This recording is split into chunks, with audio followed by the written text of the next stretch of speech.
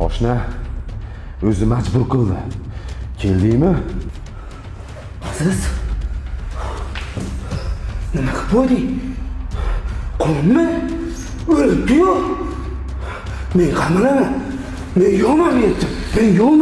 Men yo'qman deyapti. Do'stim!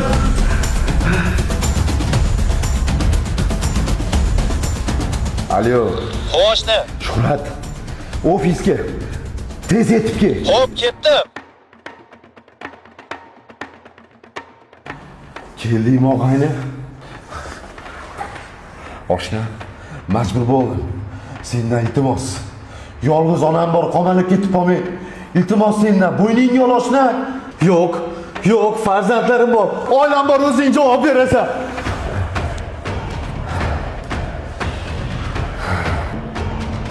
Omad, Bo'ladi. ofisga. Tez yetib kel. Xo'p bo'ladi o'rtoq, hozir boraman. Aziz. Nima qilib qo'yding o'rtoq? Aziz, seni onang yolg'iz. Sen qamalishing mumkin emas. Mana men o'ldirdim. Ber pichoqni. Ber. Bor. Aziz, tezda ket bu yerdan. Tezda ket bu yerdan. Meni o'ldirdi.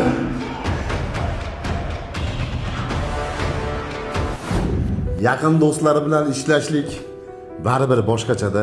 Boringlarga shukr do'stlarim. Aziz, doim yoningdamiz. Bizda bilasan-ku tashab ketish yo'q.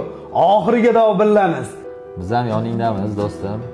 Ish qilib mansabdan tushganimdan keyin ham shunaqa yaqin do'st bo'lib yuraylik-da. Ha, Omad, nima kayfiyating yo'q? Yo'q oshna, hammasi yaxshi. Qani, Abdurahmon buxgalterga berib bersin. Bir samovarda bo'lsam oshiymiz. Ketdik. Aziz, shunaqa ham qo'pol hazillashasanmi? Xafa bo'lma. Bir hazillashay dedim-da. Obro'ying, mansabing borligida hamma do'stlaring jonimni beraman. Sen uchun xohlagan joyingda turaman der ekan-u, boshingga ish tushganida kim ketib, kim qolishligini o'shanda bilasan ekan. Soxta ulfat oshnolarim, soxta o'tdi davru davronlarim, soxta